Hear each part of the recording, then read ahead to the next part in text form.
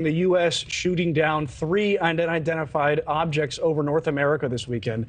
And this comes about a week after a Chinese spy balloon was destroyed off the coast of South Carolina. Just yesterday, a balloon-like object, they're not calling it a balloon at this point, was shot down over Lake Huron off of Michigan's coast. On Saturday, an object over Canada was shot down. And Friday, the U.S. downed another object in far northern Alaska. Investigators still are not sure what exactly they are, and if they do, they are remaining extremely tight-lipped about it. And meanwhile, China is reacting to that first object that was shot down, that spy balloon, and they're calling the reaction hysterical. Tom Dempsey is live in Washington, D.C. with more on what China and U.S. officials are saying. Good morning, Tom. Hey, good morning, Mitch. Yeah, the Chinese balloon incident has only made tension between the two countries even worse. But earlier this morning, just a few short hours ago, China's foreign minister spoke about all this. First off, he denied any sort of knowledge of the 3 other aerial objects shot down over North America recently. But he also accused the United States of flying at least 10 high-altitude balloons over China dating back to the beginning of last year.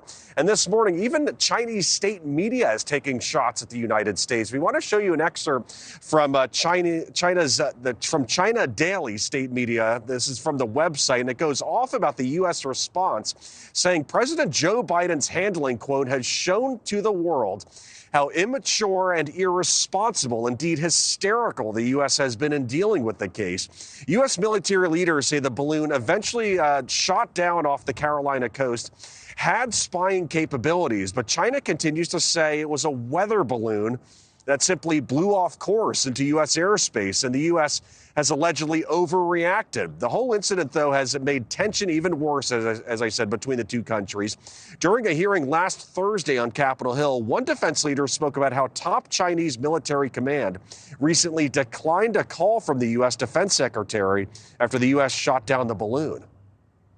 We think that's really dangerous. We continue to have an outstretched hand, including immediately following the downing of the balloon, and unfortunately, to date, the PLA is not answering that call.